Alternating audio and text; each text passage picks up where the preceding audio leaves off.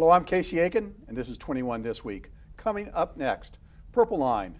Governor Hogan seeks to make budget cuts. Is this death by 1,000 cuts? To frack or not to frack? That is the question. What's wrong with charter schools in Maryland? And why should tuition be increased at Montgomery College? Stay tuned. Our panel of insiders will give you the story behind the story. We're joined by Democrat Sam Statland, former Republican candidate for delegate Rose Li, and former head of the Maryland Democratic Party and political consultant Rich Parsons. Stay tuned for these stories and more on the next 21 This Week. But first, Wednesday, March 25th was Maryland Day. How well do you know your Maryland history? What year was the Maryland colony established? And how many brave settlers arrived at St. Mary's City? Stay tuned.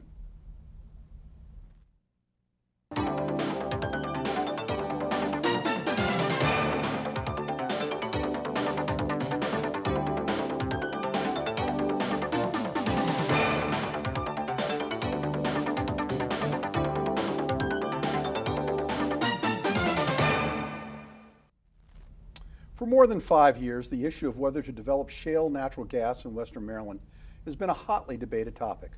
In June 2011, former Maryland Governor Martin O'Malley signed an executive order establishing the Marcellus Shale Safe Drilling Initiative and ordered the Maryland Department of Natural Resources to conduct a study. MDE issued its final report this past January and recommended that the state allow fracking for natural gas in Western Maryland, specifically Garrett and Allegheny counties, if strict safety guidelines were put into place. This is something that Republican Governor Larry Hogan campaigned on. On March 24th of this year, the Maryland General Assembly passed separate measures to curb gas extraction in the state. House Bill 449 called for a 3-year moratorium on fracking to allow for additional time to study, and the measure passed the House of Delegates 93-45.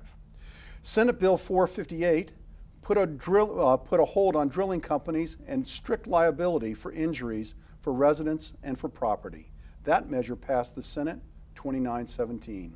Sam, statewide, if fracking is approved through gas royalties, residents will have more money to spend on consumer goods and services. In Allegheny County alone, which has long suffered economically, there are estimates that at peak extraction, the county would experience approximately 900 new jobs, along with $1.8 million in additional tax revenues, $2.3 million in severance tax revenues, and for every $1 million paid out to the county, there would be 7 new jobs within the county with an associated income of $23,000 and additional business sales in the county of $760,000. So why is the General Assembly blocking this legislation? Well, as of a few hours ago, both houses passed bills, veto-proof bills, that put fracking aside for at least the next 3 years, one bill on a moratorium, and the next bill with liability restrictions that are just unsurmountable. So for this legislative session, the discussion of fracking is complete. Is that because the legislature hates Western Maryland? I mean, this is, they've gerrymandered them out of a vote, and now they want to kill them economically. I think there really is truly a lot of concern about what the impact is going to be, the environment impact on fracking. It's hard to, when you hear about earthquakes being discovered in Oklahoma, and you hear about all the water being pumped into the ground in groundwater. Now, we haven't had an earthquake in our old Allegheny Mountains for centuries, although we do have a few in this area once in a while. But I think that's the concern, and people want to make sure they do the right thing. And then, as you know, earlier this week, the federal government set up regulations, rules and regulations for drilling on federal land. And I think that the legislature wants to see how those rules would impact on Maryland's private lands. All right. So that's all wonderful. But Rich, MDE reports it supported fracking as long as there were standards in place. According to the National Review, there are numerous credible studies, including those conducted by the federal government, which have failed to find a connection between fracking itself and groundwater contamination.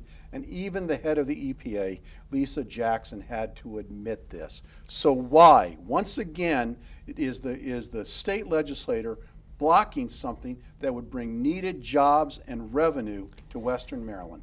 Well, I'm not sure if it's the right course, Casey, and I think Governor O'Malley had it right when he commissioned the last study, and they've just taken several years to go through these very questions and came out with a report that I think correctly says that there have to be proper safeguards in place. In the meantime, well over 40 states have enacted their own sets of regulations over this process. We've kind of been down this road, so I'm skeptical that just kicking the can down the road and waiting another 3 years is actually in the best interest of Western Maryland. I think the studies to date show that this can be done if it's done with the right level of regulation. The federal standards that Sam mentioned really only apply to federal land, so they're not really applicable. But yet again, I share your concern that I think this is overkill, and banning fracking completely doesn't seem to make sense when we need the energy. The biggest I want concern to go would to be Rose on this. Independence of foreign oil. I mean, the news that Sam gave us just recently indicates that there is a veto-proof majority in both houses. I'm not sure that's correct. So, well, that's a good point. So the question is why this is going to have a tremendous chilling effect on this. Again, why are we not looking at this? Well, as others have said, I think that it's a bit of an overkill, and I think waiting another 3 years and trying to do more studies, it's really analysis by paralysis, because I don't think you're going to find anything more. The federal government did its own study, and it actually injected tracers into the shale in western Pennsylvania and found no contamination at 3,000 feet below ground level. And the water in the Marcellus shale is about 300 feet below ground level. So with the digging in the shale at 8,000 feet, there really is no risk of contamination. Of course, there is contamination risk from leakage and other things, but if you follow the protocols that are recommended and regulated, there shouldn't be an issue. Sam. Not talked about much is we also have shale deposits on the eastern shore. And of course we know that their groundwater there is very close to the surface. So if the nose goes under the tent and we expose fracking in western Maryland, then you're going to get a push on the eastern shore that could be environmentally disastrous. Look, I Rich, think you can have the last word on this. I would have expected and hoped really the legislature could come up with some tight regulations that could do this safely. I think they've gone too far, and yet again we see a Maryland government that just doesn't care about job creation. All right, well, I want to ask one quick question because of my suspicious nature. I think that this is just a vote to defeat Governor Hogan because they want the legislature wants to exercise some control over the governor. Well, I don't know about that. All right, good. Well, I'll tell you, wait a second. We just had a budget passed. And we had a budget passed that was radically altered and amended from what the governor had proposed. That may be true, but when you look at the count, the votes themselves, it was bipartisan legislation that did get the job done, and it did not cut taxes, which the governor went along with. And then as soon as that was passed, the governor sat down with Mike Miller, president of the Senate, and they have agreed that in the next legislative session, they should accomplish some of the governor's goals, which would be tax cutting somehow. So I think that, for once in our lives, both parties seem to be working together, and I hope it continues. Well, I hope you're right. We got to go on to our next topic. Another long-term project under review is the proposed light rail connector known as the Purple Line, which is to connect Bethesda to the new Carrollton Metro Station. Maryland Governor Larry Hogan announced last week that he's putting off bids on the Purple Line project in an attempt to rein in the costs. But delay could also jeopardize the whole project by putting federal funding at risk. Opponents argue that the Purple Line cannot be justified based on a cost-benefit analysis and is going to result in a bottomless money pit that Maryland taxpayers will have to live with. Rose, those same opponents state that ridership data is overstated, construction costs are understated, and finally it'll be an environmental disaster. What do you think? I think I would love to see a quicker way to get from Bethesda to College Park and New Carrollton, but I think you can't ignore the costs. And the Maryland Public Policy Institute did a study looking at the last 31 light rail projects in the U.S. over the last 3 decades, and they found an average of 44% cost overruns. If you look at more recent studies, it's almost 53% cost overruns. So I think you have to expect that there's going to be cost overruns, and if it's a 50% cost overrun, who's going to pay the extra $1.2 billion? I think that is the conversation needs to happen now, and we can't just sweep it under the rug. Rich, you wrote a great piece in support of the Purple Line in MarylandReporter.com. So what do you think about the project? Well, there's 3 big reasons why the Purple Line makes a lot of sense, Casey, and is extremely cost effective. But first to what Rose said, Maryland does not have a track record of going 50% over on mega projects like this. It's actually much better than the picture that some of the opponents are trying to paint. But there's 3 main reasons why the Purple Line is really a must-do project. First is the transportation benefits. As you know, the transit lines that we have in suburban Maryland were all laid out in the 60s, and they all run from the suburbs into downtown D.C. What the Purple Line provides is a vital link that turns all those disconnected lines into a real network that serves today's commuting patterns, which are overwhelmingly suburb to suburb. So the Purple Line fills a niche that nothing else could possibly do by knitting our transit lines together into a coherent network. And it does have significant economic benefits. That's the second reason. For this about $2.5 billion investment, you're going to see a $10 billion return to the taxpayers. The third one is financial, Casey, and that is the money that we currently have slated for the Purple Line can't be spent on anything else. The state is only investing $500 million in this project, and that investment is leveraging over $1.8 billion in outside money that is project specific and goes away if this project is canceled. So I think the governor's going to do it. All right, well, I mean, as Rose indicated, we all would like a way to get of mass transit to get from east to the west and vice versa. But let's say money is not the object. What about the safety? As we've seen in the District of Columbia with their light rail project, there is an issue of safety and concern.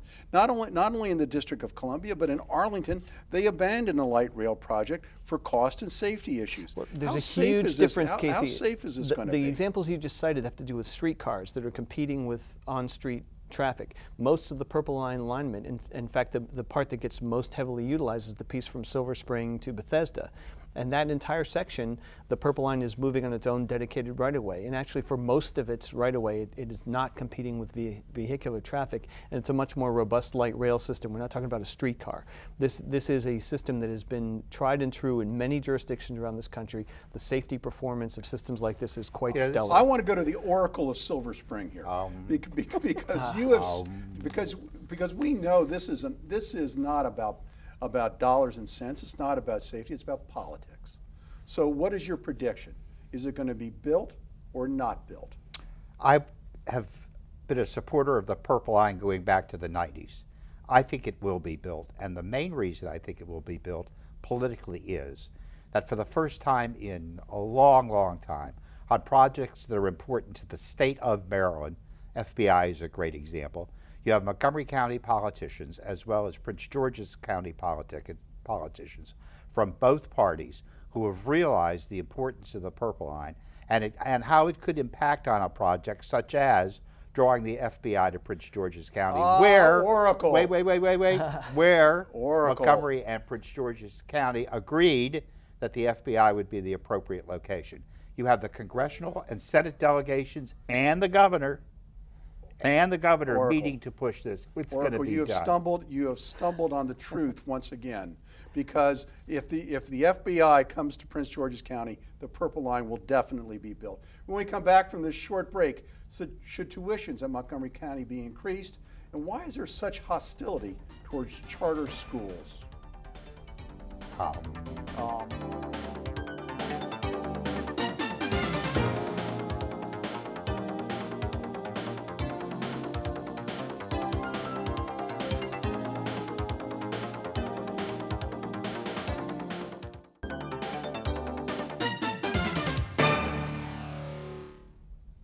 And welcome back.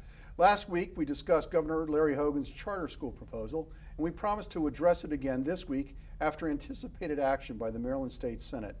And once again, as with Governor Hogan's proposed budget, the State Senate passed legislation radically different than the one submitted by the governor. Sam, I'm confused. There are real concerns about the quality of education and the effectiveness in many public school systems, and charter schools seem like a legitimate alternative to the public schools They're without additional cost per student, and they allow parents greater choice and control over the education their children receive. So why the opposition? It's called the teachers union. The teachers union objects because when you have a teacher in a charter school system, in some systems, they are completely removed from being hired, fired, penalized, wages, salary, etc., administrative procedures, governing sense of ongoing continued education, and the public union, the school unions, MCEA of the state of Maryland, doesn't want their territory stepped upon. And since they contribute so much to all of our political candidacies, they have a good word in there, and they have a lot of power, and therefore we're sort of So we don't care about the kids. Oh, if you care about whether a kid goes to school, actually passes every single grade, is required to study, do homework, be involved in the system, have extracurricular activities, and as an example, which we've talked about before, where you have a four-letter athlete that's required to take gym instead of math and science, then I think you have to support charter. I think competition within charter schools is a good tension between public and private. I want to go to Rose on this. You've had two children go through the public school system. Is this a money issue, or a labor union issue, or an education issue? I think it's all three. I think it's definitely an issue with money. Montgomery County Public School keeps getting increases in its budget. It has a huge budget, but the one biggest issue is the achievement gap, and they haven't seemed to be able to close it even with adding more money. And there's a lot of parents out there, especially in the underprivileged areas of Montgomery County, who say, all this money isn't helping my kid. Give us the choice, give us the charter school so we can pick, and the competition. Well, last week the former head of the NAACP sat on this very same stage and denounced charter schools because it didn't provide diversity for children. I can tell you, I've met with other African Americans who say the NAACP doesn't speak for them. So there's a lot of private citizens out there. I have a secretary in my office whose daughter participates in a charter school in D.C. She had a choice. On one side, go to a school where there's a high crime rate, absolutely no discipline, no emphasis on college really per se for the entire student body, except for a few teachers, versus a private school. And a private school emphasizing math, science, curriculum, a more structured environment, and this child is going to get a scholarship to UVA. I want to go to Rich on this. Casey, in most areas that have tried charter schools, and Maryland really is lagging behind. We really have a hostility to charter schools here in the state that I can't really explain. But in most places where it's worked, you've seen a level of innovation and some real benefits to particularly those areas that are the worst performing schools. That's really who's tended to benefit the most. So I think that's probably what we'd find here. We got to go to break. I'm sorry, Well, Rose. can I just say, if the MCP has unions in the schools and thinks that their public school is so great, what are they afraid of? It's a competition, and it'll help both sides. All right, competition is usually good. We'll see. Last week, Montgomery County Executive Isaiah Leggett revealed his proposed fiscal year 16 budget, which provided an additional $3 million from the county for Montgomery College. The total approved fiscal year 15 budget, which was just finished, provided $297 million of operating budget for Montgomery College, of which the county contributed $130 million. Now, the president of Montgomery College, Daron Pollard, said Leggett's budget, it's wonderful that they gave us $3 million, but we need $15 million, which is what we asked for, so we can give our hardworking employees, not teachers, a raise. Sounds to me like they're overstaffed administratively. Pollard also indicated because of this, student tuitions are going to have to raise. Rich, why is it that every time a public education institution doesn't get the funding they're demanding from the legislature, they raise tuition?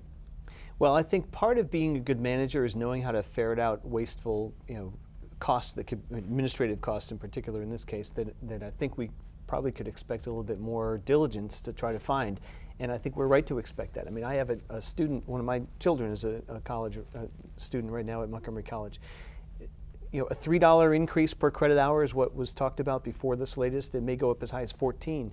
That may not sound like a lot, but for a lot of the students that this college is serving, Tuition increases are to be avoided and kind of a last resort. So I'm concerned. I think the whole point of community college is to make it accessible to the students out there who need it, of modest income, and I think that ought to be the mission of the place. Rose, I believe in lifelong learning, but it seems to me that the mission, as Rich was just talking about, of a community college is to provide an education to those who can't afford it from the university system. Has this community college forgotten its mission? So I think there are 2 points here. I really think that these Montgomery College needs to look at why do their staff need to have such a big increase in salary. They might make the argument that there has been cost cutting and furloughs, but they didn't suffer as much as Montgomery County regular staff. They were furloughed, and Montgomery College staff were not furloughed. So to make the argument that their people are way worse than the rest of the county doesn't make much sense to me, and there should be a harder look at that. The second issue, I think, is we shouldn't be starting at the college level, but look earlier and look at what's being offered at the high school level. There are so many classes that kids could be taking in high school for free, or it's included in the high school curriculum, but by pushing that off to college makes it more expensive, and the price of college is going up all over the country. So I think there needs to be a reexamination of MCPS high school graduation requirements. But the question, Sam, is has the college forgotten what it was created for? I love Montgomery College. My first 20 credits of college education came through Montgomery College, and 30 years later they were able to transfer those credits to American University, where I finally graduated. I think that the mission of the school is to educate people, as you were saying. I think a $14 increase is almost a 10% increase. It exceeds the inflation rate. And we have to balance who gets, we have to balance cost versus education. Education is better for everyone. It's better for the business, it's better for county, it's better for your neighbors, it's better for the crime rate, policing, and in general, a better environment to grow up and live in. So you have to strike the balance. The college absolutely performs a great needed function. They need to control their costs or somehow work it out. All right, I'm sorry. It's a great topic. I think we're all concerned about. We got to go to break. And as we go to break, in keeping with our Maryland history theme, in what year was Montgomery County established, and what was the original name for the county seat? Stay tuned.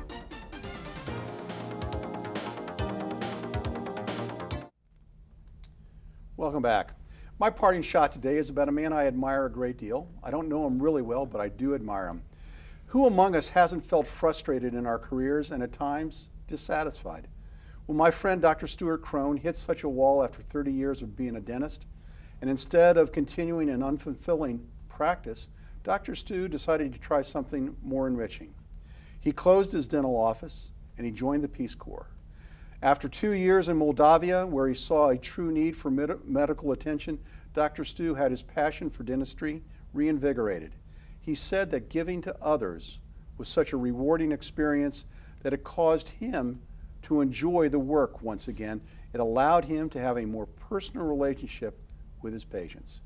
Now Dr. Crone has returned to Montgomery County, and he's taking that same approach to relating to each patient one-to-one as he establishes his new dental practice in Rockville on Rollins Avenue. As I've gotten to know Dr. Stu, it's his love of life that I find so appealing, and if you have the opportunity to meet him, so will you. Thank you. Rich, your parting shot. Well, one of the biggest problems facing our country, and we see it here in Maryland too, is the growing disconnect between Congress and the people they're supposed to represent. And one of the projects I've been working on for a few years now is finally coming to fruition here in the state. And I just wanted to use my parting shot today to encourage citizens of Maryland to watch the news in the next few weeks for an important project called the Citizen Cabinet, which is going to give citizens a new way to engage with Congress on some of the issues that they take up. This is a proud product of the University of Maryland, which did a lot of the pioneering research on some of the new methods that this project's bringing to bear. And you can find out a lot more about it at the website www.vop.org. But watch the news. It'll be producing its first round of results on about mid-April timeframe. And this is a way for all citizens to get involved and really have make a difference in the issues Congress takes up. Thank you, Rich. Sam Statland, your parting shot. Well, I want to give a really great shout out to Chris Van Hollen. As Rich Parsons said, Chris is very courageous to give up a really safe seat in Congress, where he's the number 3 man in the United States, to run for the U.S. Senate. I don't think that there is a better candidate to replace Barbara Mikulski than Chris Van Hollen. He's been educated worldwide, he has a great sense of the economy. His constituent service is absolutely dynamite here in the district, and I think he would be a great U.S. Senator. Rose, this is your second opportunity to appear on 21 this week, and unfortunately, you only have about 30 seconds. Okay, my parting shot is a much more personal parting shot. I hope people will join me in the 5K Fiesta run to benefit ALS research. I have a colleague that recently was diagnosed with ALS not too long ago, and I really hope we can find a cure. And if you can't participate in the run, you can go on the website to benefit the Packard Institute at Johns Hopkins, who organizes this. And I may not be running the whole thing, I'll probably walk part of it, but I think it's great to get people involved and aware of this. Thank you, Rose. I want to thank the panel for being here tonight. Those of you who are watching this on television, I hope you knew the answers to these very trick questions. Williamsburg, which is better, Williamsburg or Rockville? I don't know, but you can figure it out. And remember, you can like us on Facebook, and you can follow us on Twitter. For 21 this week, I'm Casey Aiken.